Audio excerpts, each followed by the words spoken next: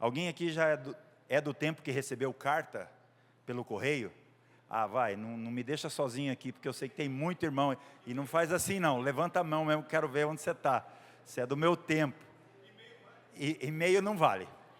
E-mail não vale, vale carta, carta escrita. Quem recebeu? Vamos lá, de novo, irmãos. Pelo amor de Deus, vamos. Ufa, não estou sozinho. Que delícia era receber uma carta. Se era da namorada, vinha com pingos de perfume. Alguém recebeu alguma carta assim? Então você lia chorrindo, chorando e rindo, né? E cheirando, e cheirava. Meu Deus, quando chegava uma carta, quando eu estava, por exemplo, fazendo meu curso teológico, eu fiquei internado durante alguns anos, e a gente não podia sair, então ficava numa chácara, numa fazenda, meio que isolado de tudo. As cartas eram de uma preciosidade, levava a gente para um lugar tão sensível, a gente procurava o melhor lugar para ler aquela carta. Ah, alguém aqui já fez isso? Fechava a porta, eu ia para o bosque, achava uma árvore, e eu confesso que ali naquele lugar, eu sentava, preparava aquele ambiente para ler aquela carta, e eu queria ler devagar, e eu não corria, e eu prestava atenção em cada palavra, porque cada palavra fazia um sentido para mim, me arremetia a minha história, me arremetia àquela pessoa, que na grande maioria, nessa época, eu não era casado, e também não estava namorando, então eu recebia a carta da minha família, do meu pai, da minha mãe, recebia a carta dos meus irmãos, em Cristo, e cada uma delas tinha um valor imensurável, lágrimas caíam, porque as pessoas se dedicavam na carta, escrever coisas muito importantes, coisas que pudesse conectar a fala de quem escreveu com o coração de quem estava lendo.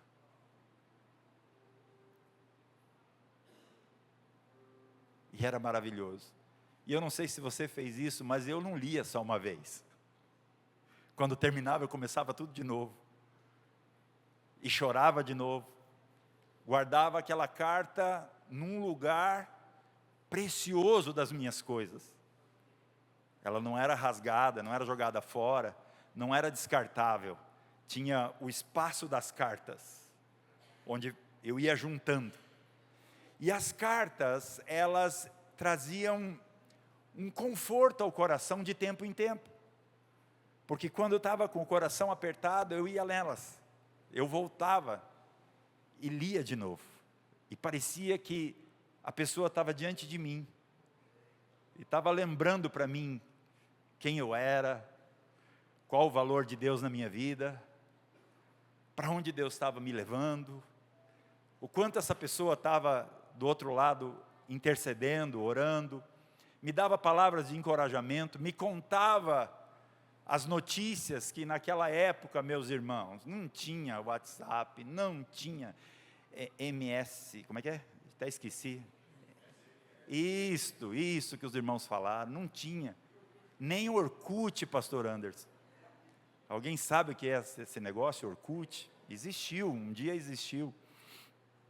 Não existia nem telefone, nós não tínhamos telefone. Telefone quem tinha era os bacana, eram os ricos.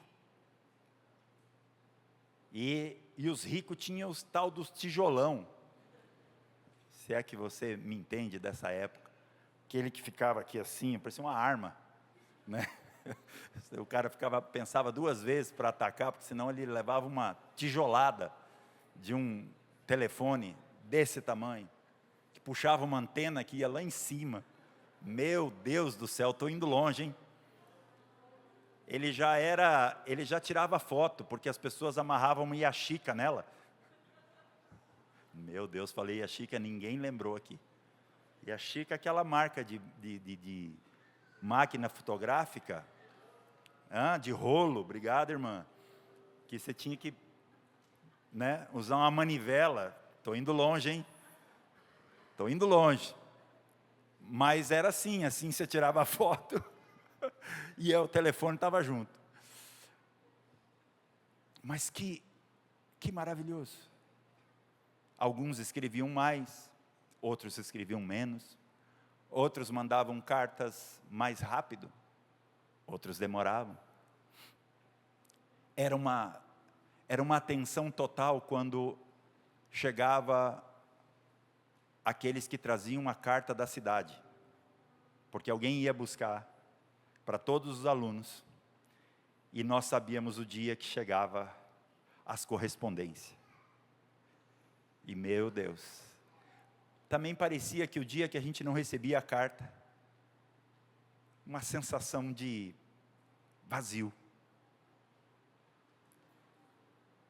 E nós estamos nesse contexto de Apocalipse. Cartas que foram enviadas para determinadas igrejas, 7, da Ásia Menor, e que tinham uma importância para esses irmãos, para saberem o que fala. E me chamou a atenção que a carta de Esmirna, ela é a menor de todas, em termos de versículos. Ela tem 4 versículos. Eu falei, Senhor, mas por que falou tão pouco? Mas muitas vezes a gente pode aprender a falar menos e dizer mais. Talvez Deus, ao enviar essa carta, reduziu as palavras, provocando os irmãos a se debruçarem sobre cada palavra e encontrarem as verdades que pudesse alimentar aquela igreja no seu contexto.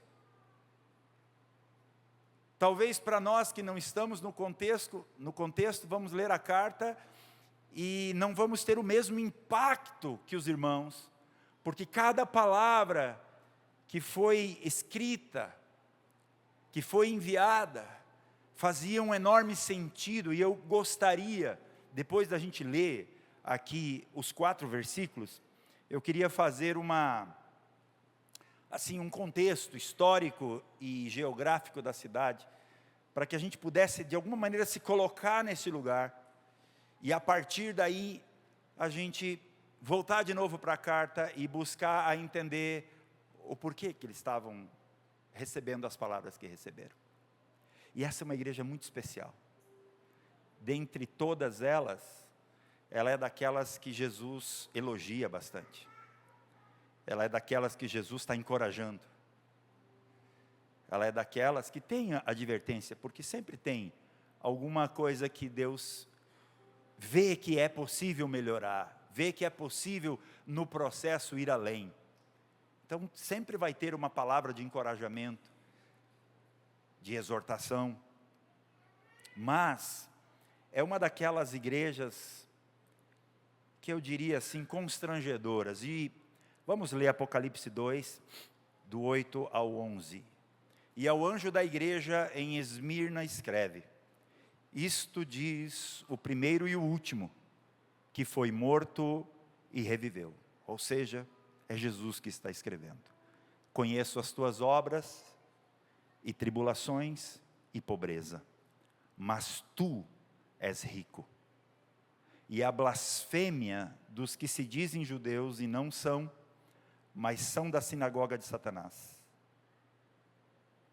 Nada temas das coisas que estão prestes a sofrer. Eis que o diabo lançará alguns de vocês na prisão, para que sejam provados. Outras versões diz tentados. E tereis uma tribulação de 10 dias. Sê fiel até a morte, e dar-te-ei a coroa da vida. Quem tem ouvidos, ouça o que o Espírito diz às igrejas. O que vencer não receberá o dano da segunda morte. Amém?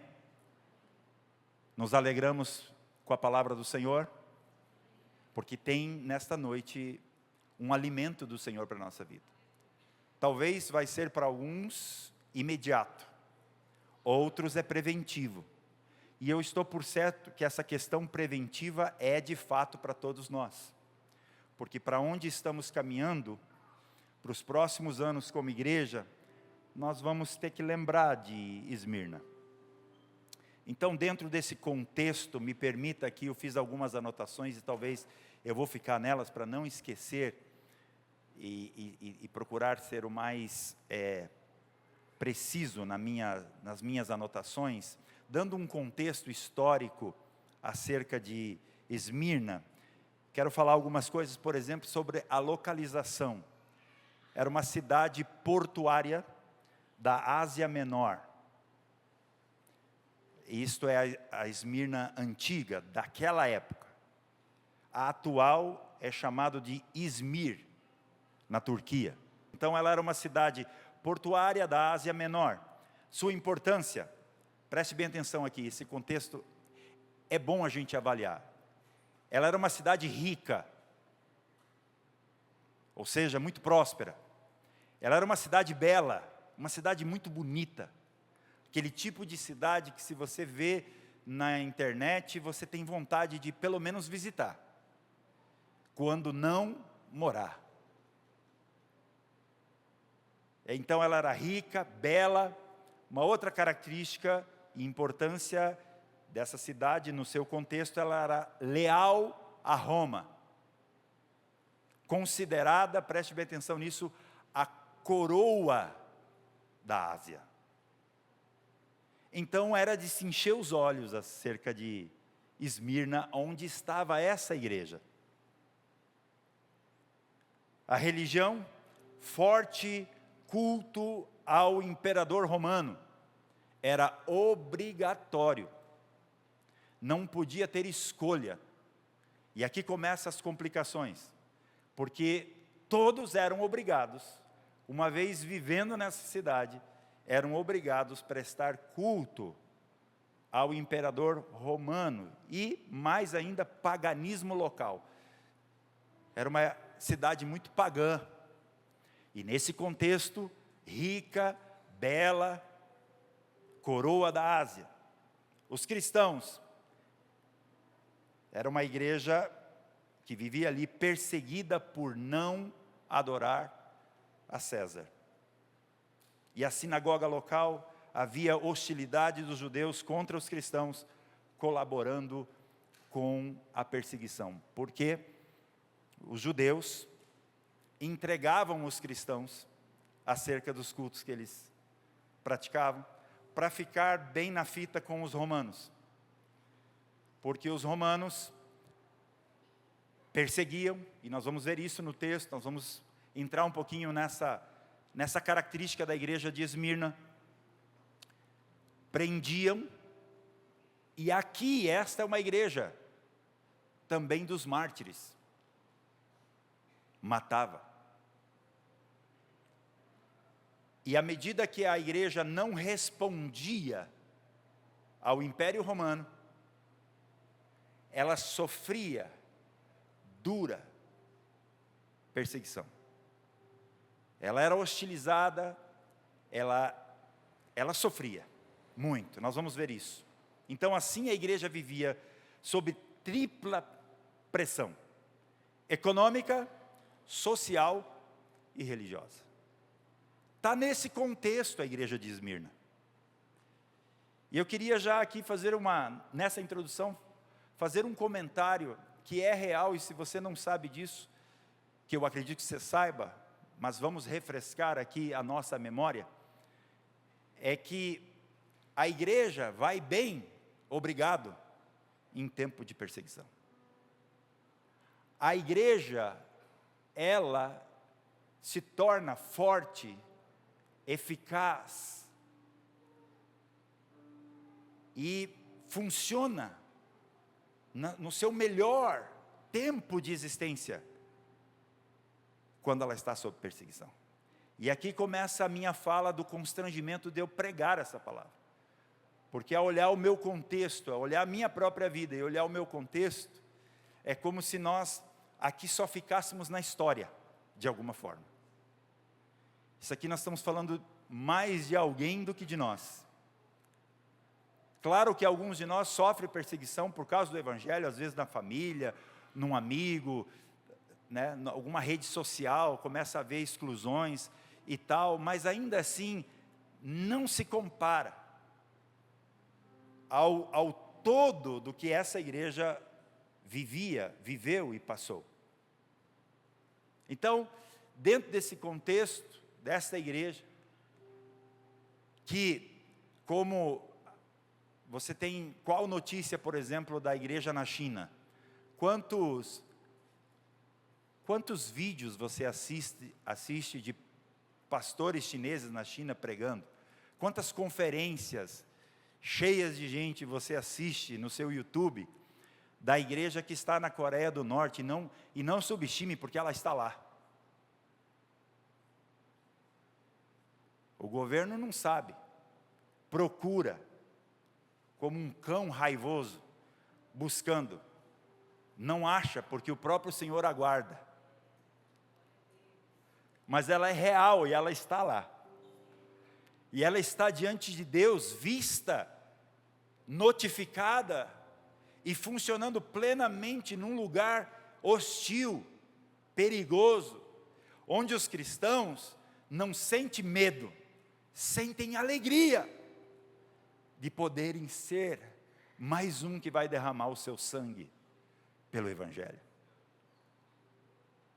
Mais um que vai entrar naquela galeria dos mártires, dos chamados também heróis da fé, daqueles que deram não só suas palavras, um pouco de recurso, que muitas vezes, talvez é assim que a gente percebe, até no momento da oferta, temos que quase que com uma manivela, girar a roda para ver se, não para tirar dinheiro de ninguém, não, para mostrar a verdade e dizer, irmãos, temos que participar, porque esses irmãos não dão ofertas, eles dão totalmente a sua vida, eles dão o que tem de mais precioso na sua existência natural, que é o seu sangue.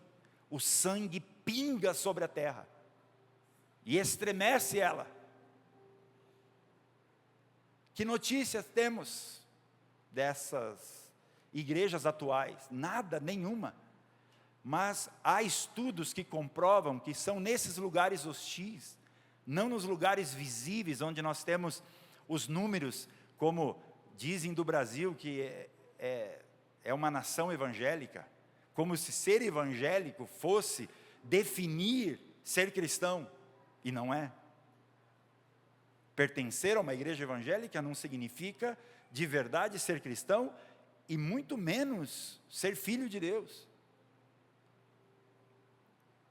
E se considera isso numa estatística como algo gigantesco e grande, e às vezes é nisso que nós nos apegamos, mas nesses lugares, ninguém tem notícia e a igreja cresce. Aleluia. A igreja cresce. Os irmãos, quando chegam os agentes, espiões, pessoas camufladas que estão por ali, eles não têm a Bíblia inteira, eles têm parte delas, têm folhas da Bíblia, e eles literalmente comem ela, mastigam e comem aquela parte. Alguém aqui já viu algum desses países onde o Evangelho tem dificuldade? Já viu algum vídeo? Provavelmente que sim. Se não, eu conto aqui para vocês, onde algumas pessoas receberam Bíblias, e elas pegam as Bíblias e abraçam e vão para um canto e beijam a Bíblia e abraçam de novo, abrem ela, põem no rosto, cheiram, choram, se dobram, como se elas tivessem ganhado a maior riqueza da vida delas, porque elas acabaram de receber uma carta de Deus. O que é a palavra, se não uma carta de Deus para nós? lembrando tudo o que foi estabelecido desde a eternidade para todos aqueles que crerem, se renderem, e podem provar e experimentar dessas riquezas eternas num mundo hostil, tão difícil que está atualmente de se viver, e se pensar que a notícia é que as coisas não vão melhorar. Eu não sou profeta do caos, mas eu sou bíblico, e como alguém bíblico, as coisas daqui para frente no mundo, meus irmãos, fora do lugar onde Deus nos colocou, que é a família de Deus, as coisas não têm boas notícias para esse lugar. Vai piorar. Mas para nós a carta diz que está tudo bem. Assim como eu venci o mundo, vocês também vão vencer. Assim como eu vivi aqui na terra cumprindo o propósito de Deus, e em todas as coisas eu agradei o Pai, vocês também vão fazer. Vocês também vão viver isso. E assim como o Senhor me guardou muitas vezes da morte, Jesus dizendo, também vocês serão guardados. E se vocês forem para a prisão, vocês encontrarão uma alegria que só se encontra preso. E se vocês forem mortos, vocês encontrarão uma outra alegria, que só quem estiver nesse lugar vai poder provar. Então, de qualquer forma, para nós nunca, jamais perderemos. Nós já vencemos para sempre. Nós não vamos vencer. E nós não somos vencedores. Nós somos mais que vencedores. Porque aquele que venceu nos tornou mais que vencedores. Será que você podia dar um aplauso ao Senhor por isso? Estamos glorificando a Cristo, o autor da carta. Aquele que disse, senta num lugar confortável. Busca um lugar que vai gerar memórias em você. E leia com atenção. São poucas palavras nesse caso, mas muito a dizer. Ecoa com eternidade dentro de nós. Então, eu me constranjo diante disso. E não que a gente tem que procurar ser perseguido para poder funcionar, que também não é sobre isso. Temos que aproveitar o tempo que temos e a oportunidade que temos, enquanto temos. Porque não sejamos inocentes, esse tempo está terminando. E só vai ficar bom. Vire para a pessoa que está do seu lado e diga assim, vai ficar bom. Não, diga assim, vai ficar melhor. Você tem fé para isso? Aleluia! Todo mártir, ele não tem medo, ele se sente privilegiado. Sabe por quê? Porque Deus prepara o mártir. Deus prepara aqueles que morrerão pela causa. Você sabia que Jesus foi ungido pela mulher? Lá de Lucas 7, onde os discípulos ficaram horrorizados porque ela quebrou uma economia que ela guardou por muitos anos, que valia muito. Ela era uma mulher considerada rica pelo seu perfume que ela guardava. Aquilo ali foi fruto do seu trabalho, e o perfume era onde ela guardava a sua riqueza, e ela quebrou aquilo e ungiu Jesus. E quando os discípulos quiseram repreender, Jesus disse assim, não faça nada. Vocês não sabem, mas ela está me ungindo para a morte. Aqui não se trata de um desperdício, se trata de uma capacitação. Alguém que entende que todas as coisas que conquistou serve para um propósito maior do que simplesmente ostentar ou dizer que está vendo como é que Deus me abençoou. Não, ela entendeu, e quando o reino de Deus entra em nós, neste nível, nesta capacidade de entendimento, a gente entende que mais nada faz sentido para as nossas conquistas pessoais. Ainda que teremos, porque Deus vai nos dando no caminho, mas todas as coisas é para ser derramada nele. Estamos sendo preparados como igreja, não para dar apenas uma oferta na hora do ofertório, mas estamos sendo preparados para Deus colocar gasofiláceos abertos, do tamanho de seres humanos, na frente, e gente correr e pular dentro, e dizer, sou eu a oferta. Não é mais meu dinheiro, é a minha vida, sou eu por inteiro, faça comigo o que você quiser, Senhor. Eu estou aberto para viver o teu plano eterno aqui na terra, como Jesus viveu. E isto, o Espírito Santo está gerando na igreja. De alguma forma, em algum grau e nível, nós estamos sendo ministrados em diversas palavras, em diversas manifestações de Deus, a nós, que nos está preparando para um tempo onde nós vamos entender que nada do que temos serve para simplesmente ostentar, mas tem um propósito maior. Então, todo aquele que vai ser mártir, Deus prepara para a morte. Então não é para a gente ter medo. Se você ainda não foi preparado, vou te dar uma notícia, se você não foi ungido ainda, fica tranquilo. Agora não corre da unção, não. Ai meu Deus, está dura essa palavra, né? Podemos encerrar aqui, amém, irmãos? Vamos continuar mais um tiquinho, como diz o mineiro? Não tenha medo. E sabe, quando Jesus percebe que alguém está dando algo tão precioso assim, que aos olhos dos homens causa espanto, mas ele percebe que aquilo está linkado com algo eterno, algo que sustenta a obra do reino de Deus, e não a obra dos homens, ele permite, ele se deixa, não toque nela. Mas Senhor, podia ajudar os pobres. Isso aí não é para os pobres. Isso aqui tem um propósito. Então, Jesus, se não é ungido, na hora da cruz, ele saía pela direita.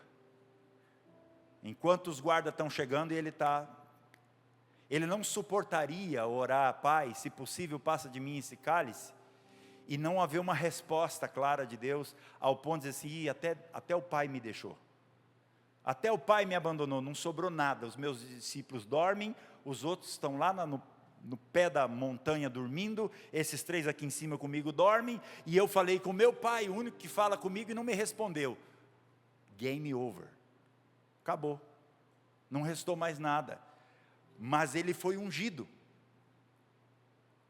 Igreja de Jesus, estamos sendo preparados para o tempo do fim. O tempo do fim é o tempo mais glorioso da igreja. Você devia, junto comigo, se alegrar muitíssimo. Não é para ter medo, é para nós nos alegrarmos que há um privilégio para nós fazermos parte da igreja dos últimos dias na terra. Veremos a glória de Deus em níveis e graus que nunca foram vistos. Os discípulos atrás queriam viver esses dias, eles só pavimentaram um negócio para nós. É nós que estamos terminando a construção desta igreja gloriosa na terra. E sempre a cereja do bolo é o que destaca.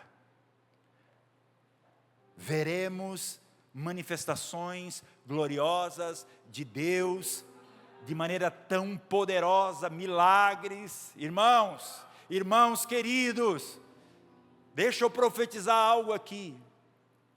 Nós vamos voltar a ver de maneira comum, mortos sendo ressuscitados. Vai ser comum, a igreja vai entrar numa era, de novo, de milagres sobrenaturais, de coisas assim como eu vi em São Paulo, uma pessoa testemunhando do que aconteceu na tarde, e ele conta à noite. Era um grupo de americanos que vieram com o Bill Johnson e outros irmãos, e eu estava junto com eles em São Paulo, e eles saíam para fazer evangelismo durante o dia nas ruas de São Paulo, de 2 em 2, e voltavam à noite para contar os testemunhos para todo mundo. Tinha mais de 500 americanos, e fora os brasileiros que estavam naquele hotel, e um rapaz que você não dava nada para ele em termos de estética, era um estilo emo. Não tem nenhum aqui emo, pelo que eu estou vendo. Aquele cabelo, caía uma franja assim, ó, cobria uma parte do olho, o cara enxergava só com o olho. Tinha 2, mas enxergava só com um. Uma corrente que pegava aqui, não sei agora se eu estou descrevendo emo ou é outra coisa, uma corrente que ia quase lá embaixo do pé e voltava aqui. Corrente o pastor usava. Aí Jesus veio e quebrou as correntes. Não, brincadeira. Todo vestido de preto, o cara todo descolado. Falei igual carioca agora. E ele vai e conta o testemunho que ele encontrou um cara na rua de noite, com capuz. E resumo da história, para mim não ficar muito tempo nisso, disse: olha, quero orar por você, posso? Ele falou: pode. Você precisa de alguma coisa? Ele falou assim: eu preciso enxergar, eu não enxergo, sou cego. Ah, é? Sim, eu sou cego. Então nós vamos orar por cura divina, e eu acredito e tal. Oraram ali eles dois, sempre com o intérprete junto. E aí o cara deu uns passos para trás, assim, alguns passos, não sei, 4, 5 passos, e levantou assim a mão, mais ou menos nesse sentido, falou assim: olha para cá, quantos dedos eu tenho aqui? O cara levanta a cabeça, não consegue responder, porque ele não estava enxergando. E ele volta, ora de novo, fez essa movimentação 2, 3 vezes, e sabe que às vezes a gente ora por alguém, e não acontece, a gente diz: olha, mas a obra de Deus vai acontecer em algum momento. Deus te abençoe, fique firme, já a obra começou, viu? Não, esses caras não largavam, até que Jesus fizesse. Eles estavam numa escola, estavam sendo treinados para ver a obra de Deus acontecer de novo na terra, de maneira poderosa. E aí, volta, daqui a pouco o menino falou assim: você me permite tirar o seu capuz? Porque estava incomodando, ele não enxergava direito o rosto, e ele permitiu. E no que ele entrou um pouco de luz no rosto, ele percebeu que o rapaz não tinha os 2 globos oculares. Foi retirado os 2 globos. Isso aqui era feio, por isso que ela cobria. Era um negócio feio de se ver. Talvez o rapaz do lado disse assim: amigo, é até aqui. Daqui para frente, nós já fizemos a nossa parte, agora vamos ter fé. Deixemos ele na obra do Senhor e vamos voltar lá. Não, Senhor, é agora que eu vou mais longe ainda. Ele orava e dava mais passos, ia cada vez mais longe. Quantos dedos tem aqui? O cara nada. Eles fizeram essa movimentação muitas e muitas vezes, e nisso foi gerando fé, um ambiente de glória, na rua de São Paulo. E o testemunho que esse menino contou lá, e que algumas pessoas testemunharam, que comprovaram. Eu não vi esse caso, mas não preciso ver para crer, porque eu sei de quem ele estava falando, do poder daquele que pode todas as coisas.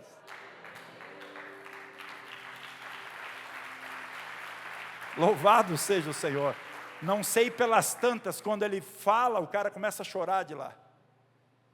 E o cara olha e começa a enxergar de novo, porque ele já enxergava uma vez. Ele não era cego de nascença.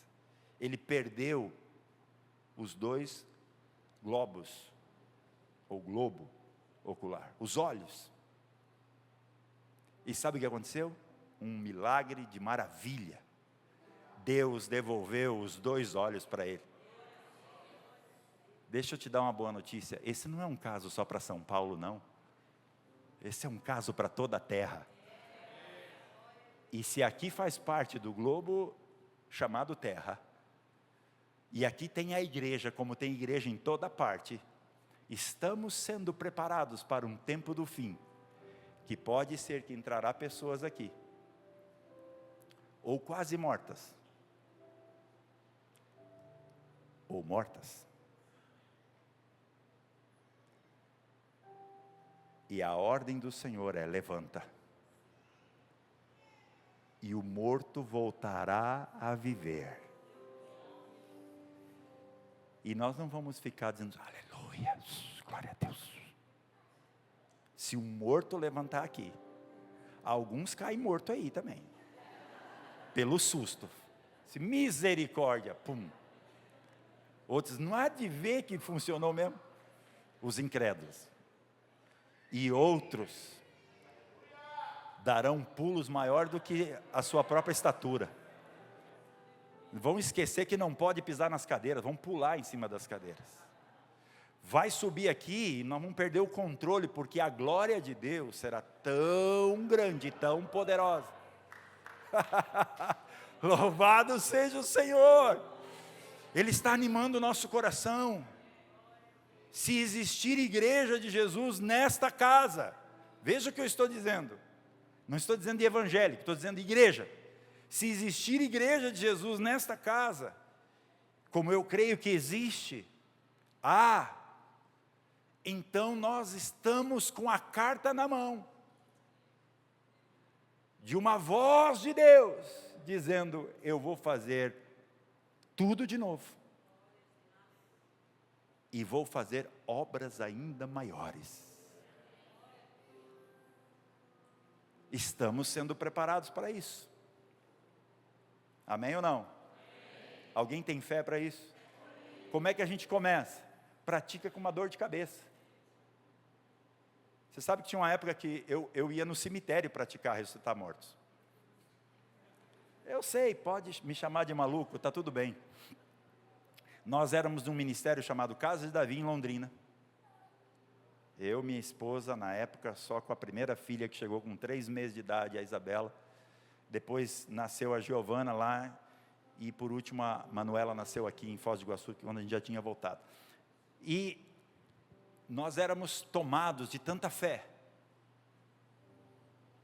Sentíamos Deus nos preparando, nos comissionando.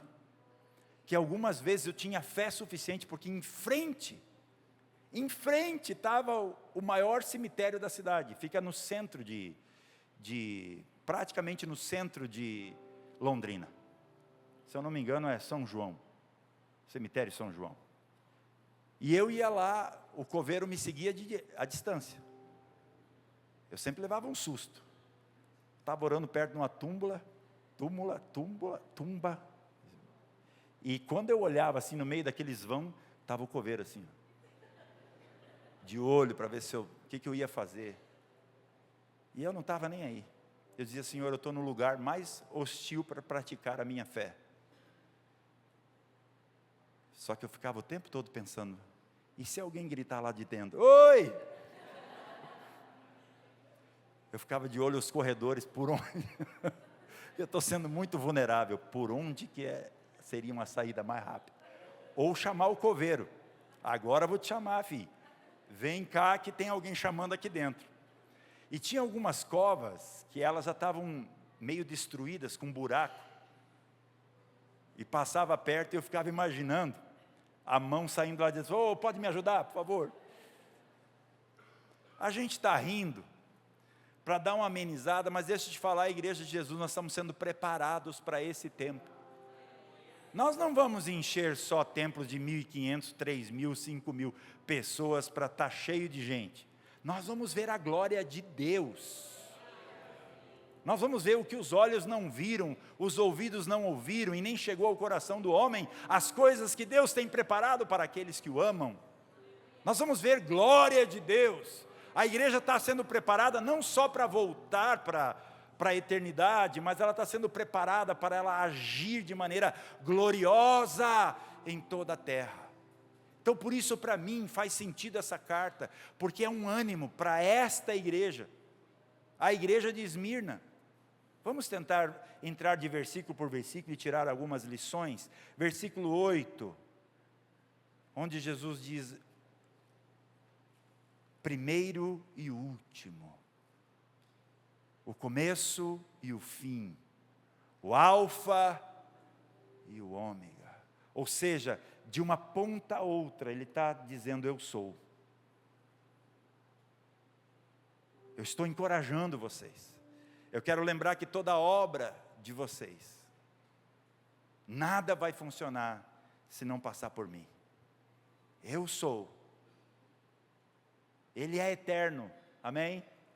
Soberano sobre a história, acima de Roma e César. Ele estava encorajando a igreja que está num ambiente extremamente hostil.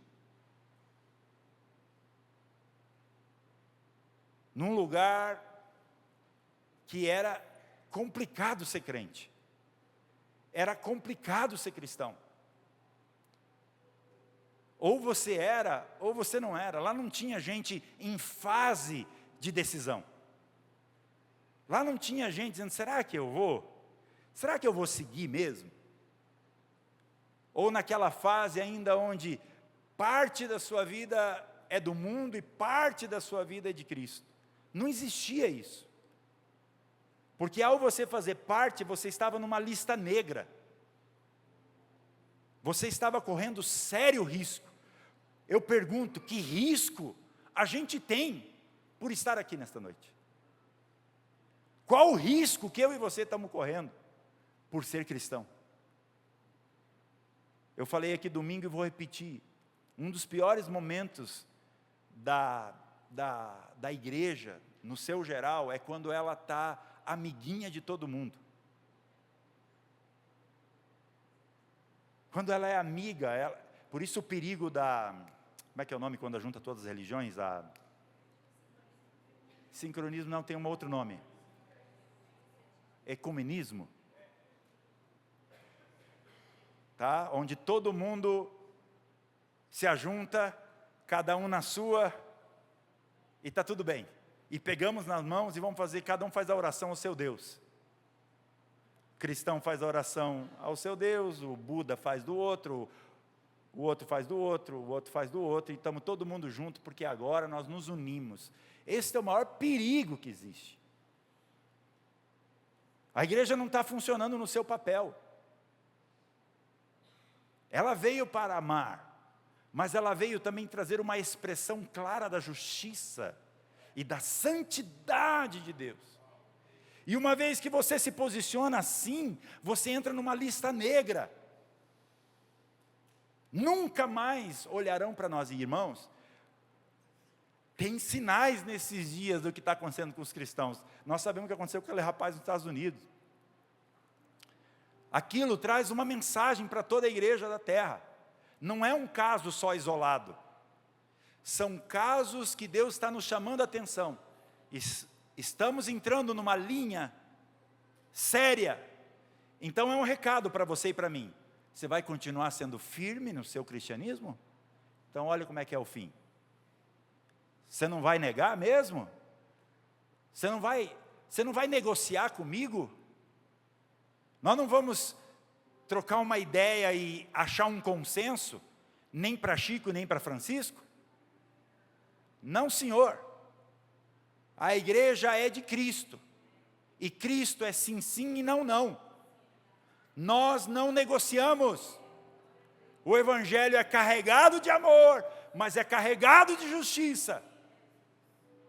Nós não compactuamos com o pecado. O que é pecado, e o que é santo, e não há negociação. Está chegando a hora.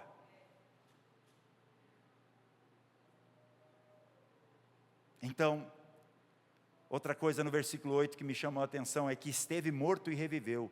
Por quê? Porque ele é a fonte de esperança para uma igreja perseguida até a morte. Ele está dizendo o seguinte: eu sou o primeiro, eu sou o último, tá? Ou seja, na história, eu existo desde que tudo foi criado, e eu vou existir para sempre, e vocês fazem parte de mim, e assim como eu um dia fui morto, mas ressuscitei. Isto é para trazer esperança a vocês.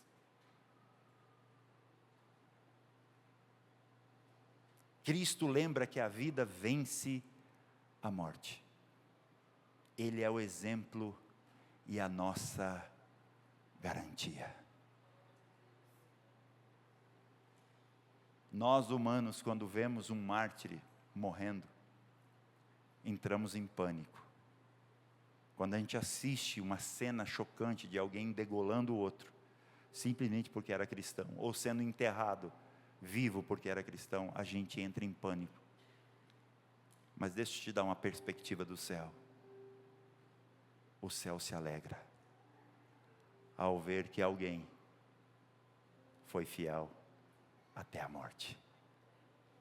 Os anjos riem, o Senhor ri e se prepara para receber aquele que está dando a sua vida.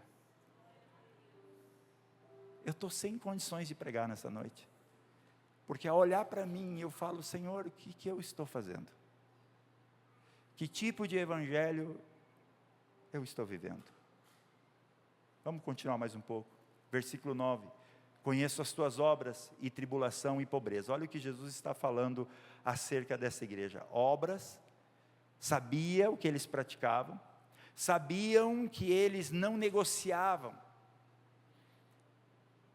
Eles, por causa de não negociar, entravam em tribulação e pobreza. Esse é aquele tipo de igreja que alguns, ao buscar de maneira natural, não entraria. Você está buscando uma igreja, você vai buscar uma que tenha talvez um pouco mais desenvolvido nessa área.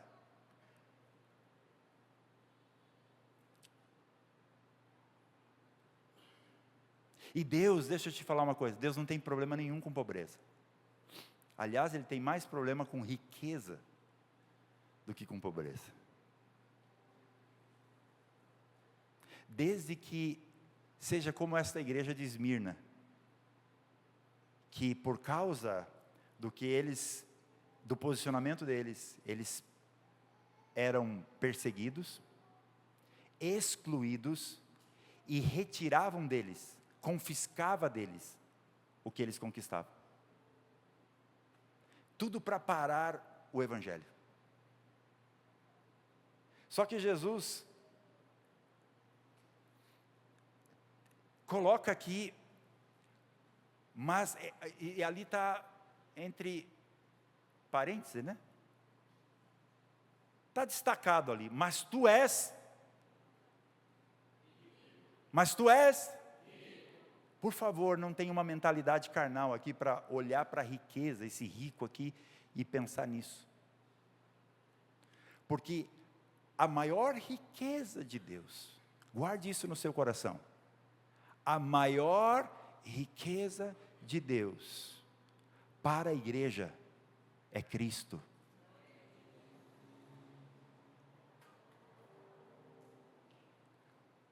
Mas tu és rico. Ele está dizendo assim: eu sei as tuas obras, conheço as tuas obras, e tribulação e pobreza. Mas ele afirma algo. Mas nós, desde aqui onde olhamos, monitoramos, abençoamos, vocês como corpo, vocês são ricos. A riqueza espiritual era presente nesta igreja. Riqueza espiritual em contraste com pobreza material. E não pense que eles estavam tristes por isso. Aqui tem que virar uma chave dentro de nós. Lógico que a gente não pode perder por ser irresponsáveis. Mas quando a gente perde por causa de Cristo, nos tornamos cada vez mais ricos. Ele continua dizendo: e a blasfêmia dos que se dizem judeus, e não são, mas são da sinagoga de Satanás. Ele também está fazendo uma denúncia, que eram aqueles que até às vezes pudesse estar um pouco mais próximo, mas eles traíam, vendiam, denunciavam, mostravam onde eles estavam para que eles pudessem ser perseguidos e pudessem até ser mortos. A verdadeira riqueza, meus irmãos, está em Cristo. Eu vou repetir isso aqui, porque isso aqui quase não nos empolga. A verdadeira riqueza está em Cristo. Não seja medido pelo que eu digo a teu respeito, se você é rico ou não é. Mas seja medido por aquilo que Ele diz a teu respeito. Porque o que importa é o que Ele diz. Você pode ser talvez o mais pobre entre todos os homens. E não é sobre isso o reino de Deus. É Deus que está olhando para você e Ele quer encontrar a riqueza dEle. E dizer, mas tu é rico. Aqui no céu a gente considera bem. Não tem a ver com dinheiro, mas só um exemplo. Aqui no céu é o tipo de riqueza que nós consideramos. A verdadeira riqueza está em Cristo, não em posses ou status. Temos mais 2 versículos. Aqui uma advertência e uma profecia está no versículo 10. Nada temas das coisas que estão prestes a sofrer. Jesus estava dizendo assim, ainda virão mais. Jesus podia dizer assim, calma, né? Eu já vou livrar vocês. Não. A segunda-feira nós tivemos nossa devocional em família, que fazemos toda segunda-feira, e lá em casa nós temos um princípio de todo mundo dá uma palavra. Então, cada um prepara a palavra. Começa comigo e vai indo, e na última segunda-feira foi a Gi que liberou uma palavra entre nós, e nós comemos e bebemos de Cristo ali, cada um com a sua porção, com aquilo que busca, e a Gi trouxe uma palavra daquela bem conhecida de Pedro, quando andou sobre as águas, e nós fomos tão edificados por isso. Deus falou tanto conosco,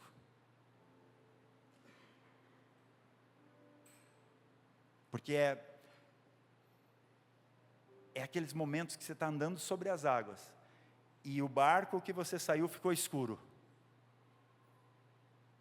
e o Jesus que estava falando também está escuro, você não vê mais ele, e você está no meio do caminho, e tem um abismo debaixo dos seus pés, que dá um medo tremendo, ainda mais se você assistiu aquele filme do tubarão, e fica imaginando ele vindo assim com força, aquela boca aberta, ou qualquer outra criatura, é vento forte, é onda soprando, e Pedro foi o único que deu uma resposta para o Senhor no vem.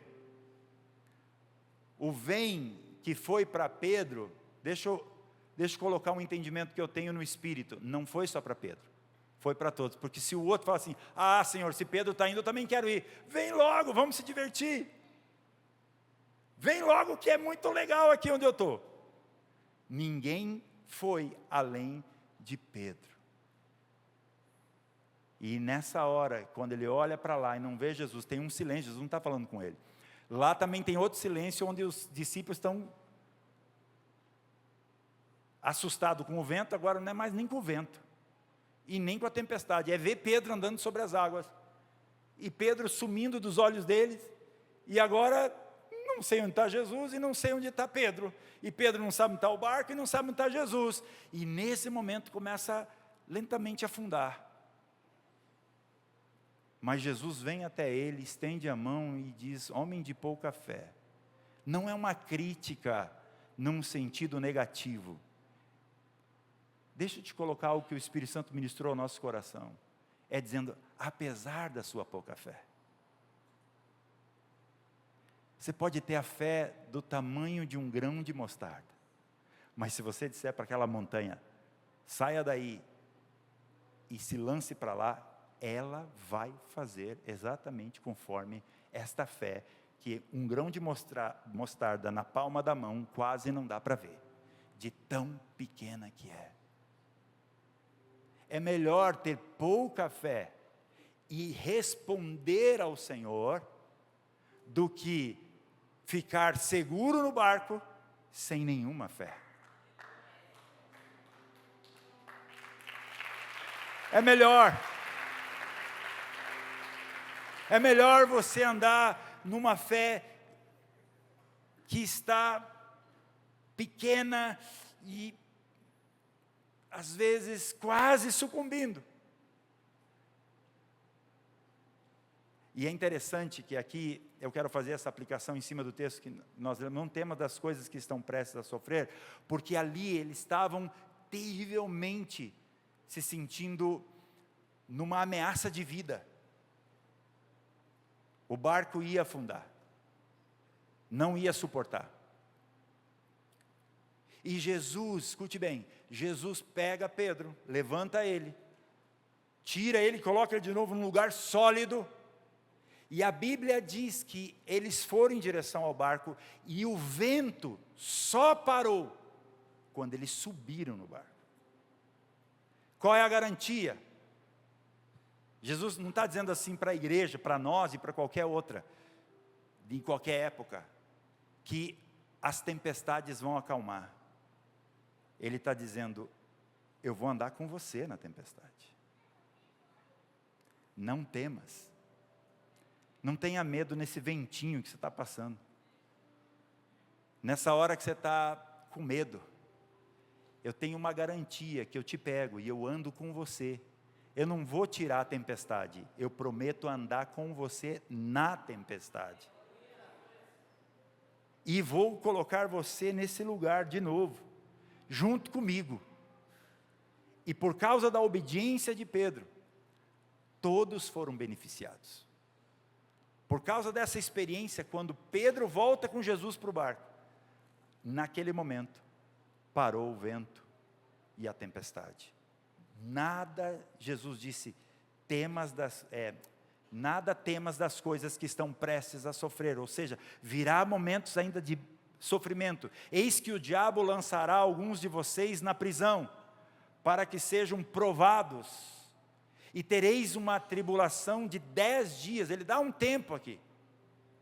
É interessante isso, porque bem da verdade, ele não dá uma tribulação para nós que nós não consigamos suportar.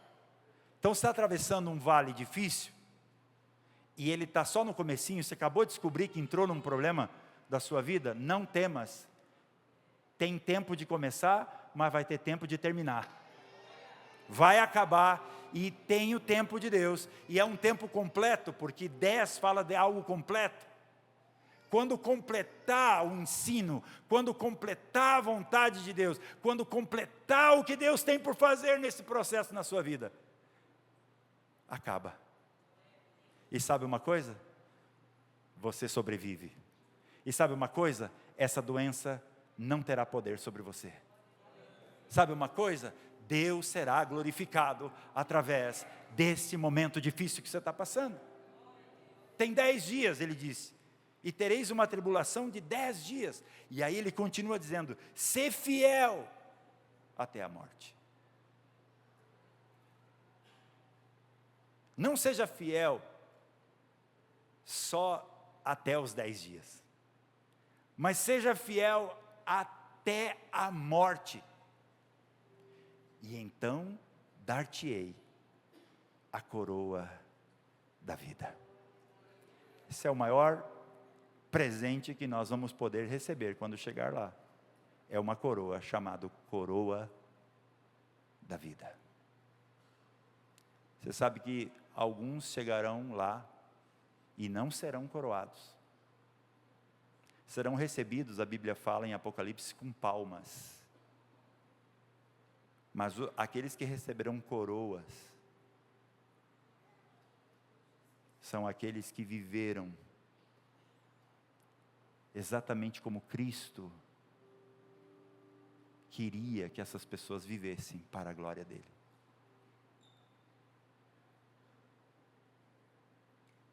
Não temas. É uma palavra de encorajamento. Pode haver perseguição, o diabo lançará alguns na prisão, pode haver perseguição. por meio das autoridades. E olha, as autoridades estão começando a ficar com sangue nos olhos com relação a cristãos. Irmãos, nós estamos muito próximo de ter um grande confronto épico da história contra os cristãos.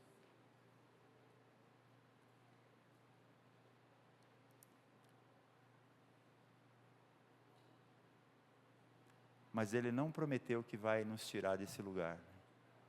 Ele prometeu que estaria conosco neste lugar.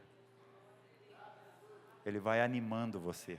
Ele vai dando palavras no pé do ouvido de Pedro, dizendo: viu, Pedro, você vai passar muitas vezes por isso, mas quero que você lembre, eu vou estar aqui. Eu vou estar com você. Não é improvável, Pedro? Você está olhando para baixo? Aqui é fundo. A gente não podia estar pisando na água e não afundar. Mas você andará no sobrenatural. Todo mundo ao teu redor vai ficar maluco ao ver a glória de Deus na sua vida. É por isso que Pedro chega no final dizendo: eu não posso ser crucificado como Jesus. Me crucifique de cabeça para baixo. Eu não sou digno de ser crucificado na mesma posição dele. Me vire. E a pior crucificação, porque todo o sangue vai para a cabeça. E é como se o cérebro fosse explodir pela pressão do sangue acumulado. Pedro não podia glorificar Jesus no final, se ele não tivesse passado pelos seus processos. Deus está te processando. Deus está nos processando. Aceite os processos de Deus. Talvez não ore mais pedindo para a tempestade acalmar. Ore pedindo para você ver Ele no meio da tempestade. Não ore pedindo para livrar você do deserto, mas ore para que toda a provisão de Deus te alcance no deserto.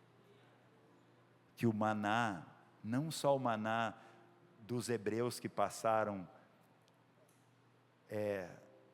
do Mar Vermelho, do Egito para o deserto, e lá eles provaram disso, do maná, mas aquele maná que está escrito em Apocalipse, do maná escondido, aquele que Ele diz: darei àquele que vencer.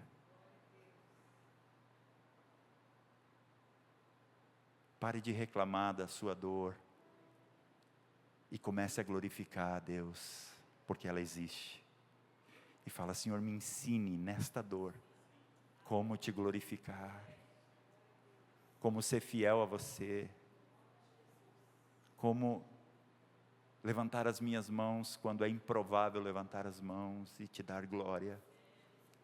Quantos estão entendendo o que o Senhor está falando aqui nessa noite? Isso aqui é uma palavra de preparação para nós. Eu estou encerrando. Mas há uma promessa. A promessa ainda está no 10, no finalzinho, quando ele diz: ser fiel até a morte, e dar-te-ei a coroa da vida. Sabe o que significa isso? Nunca, nunca e jamais a igreja perde. Nós nunca vamos vencer. Nós já vencemos. Você não vai vencer. O que o Espírito Santo está nos lembrando nessa noite, nos identificando, é que nós já temos a palavra de vitória. E tudo que o diabo quer é que você acredita que ainda não. Notifique-se a si mesmo, lembre a si mesmo: eu não vou vencer, eu já venci. E esse problema pode ter 10 dias, mas no 11º, o Senhor me socorreu. E se tiver mais, não importa. E a segunda, e por último, versículo com relação à promessa, ele diz: quem tem ouvidos, ouça o que o Espírito diz às igrejas. O que vencer não receberá o dano da segunda morte, porque compete ao homem morrer uma só vez. Só que há uma outra morte, pior, mas muito pior do que a primeira. que deveria nos chocar mais do que a primeira. E não tem como a gente não ficar chocado quando a gente vê alguém morrendo.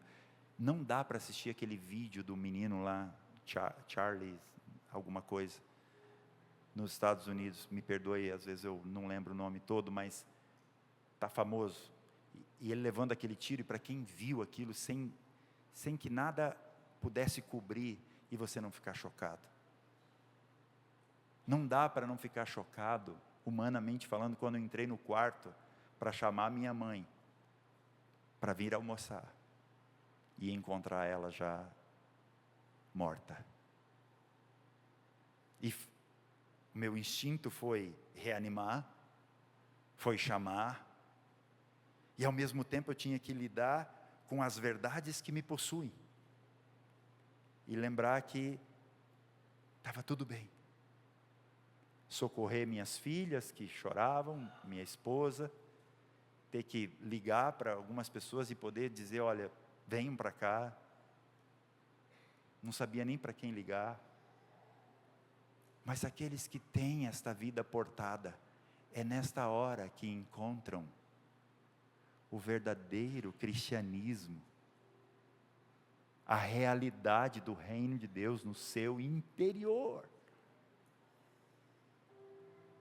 Eu sei que é duro, mas eu preciso dizer que mesmo que era duro, eu não sei explicar, mas dentro de mim tinha uma coisa muito maior do que aquela dureza que eu via, uma certeza, um acolhimento, uma verdade eterna que surpreendia, passava da realidade natural.